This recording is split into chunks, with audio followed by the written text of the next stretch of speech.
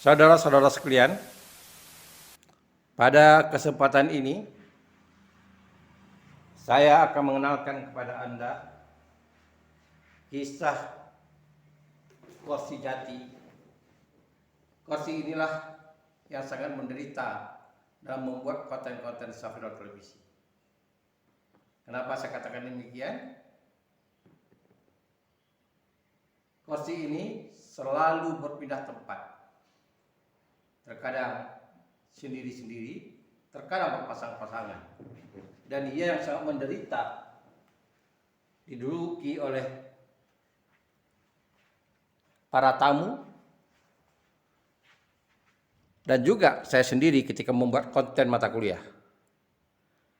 Tidak terhitung berapa kali saya harus duduk untuk membuat konten di berbagai sudut, baik pada kursi yang single maupun pada kursi panjang ini.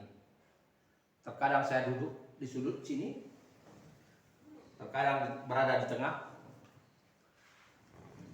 Ada kalanya juga saya mengajak tamu saya untuk berdiskusi atau mewawancarai mereka di kursi yang panjang ini.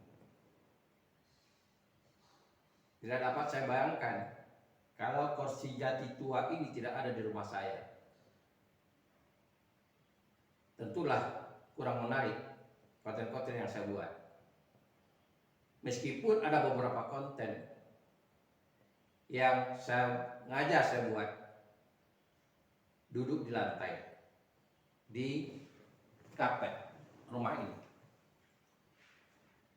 Dan untuk mengakali, mensiasati konten-konten, saya selalu mengubah posisi Korsy Jati ini.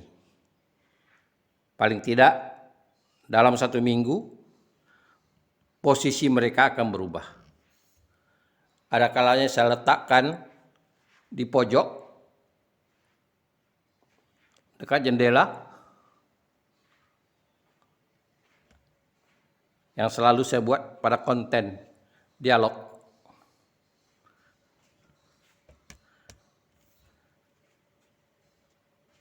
Ini salah satu lokasi Korsy Jati, tempat saya selalu membuat konten.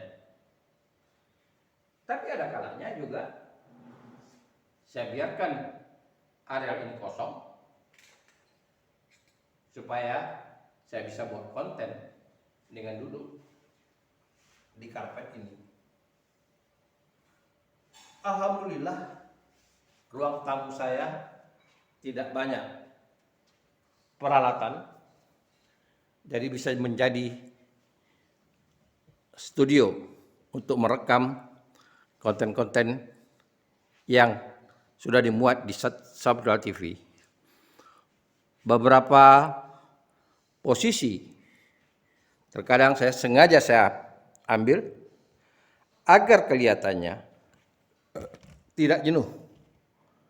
Misalnya pada lokasi ini,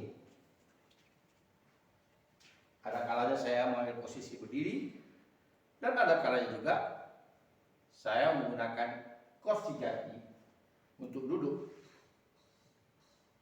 agar konten itu menarik. Tidak bosan-bosannya saya mengambil angle agar konten-konten itu selalu berubah. Terkadang saya berdiri di pinggir jendela ini. Ada kalanya juga di pinggir jendela ini.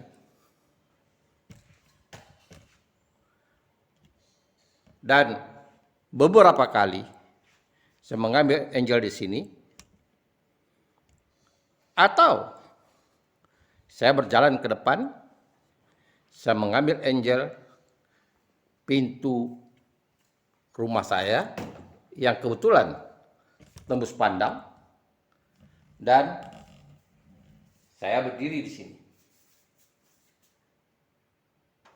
Sehingga seolah-olah lokasinya berpindah-pindah. Dan pernah juga saya mengambil angle-nya di depan pintu ini. Begitulah saudara-saudara sekalian, dengan keterbatasan kita berupaya menampilkan konten-konten khususnya perkuliahan, karena ini berkaitan dengan penampilan saya terpaksa berinovasi agar tidak menonton penampilan.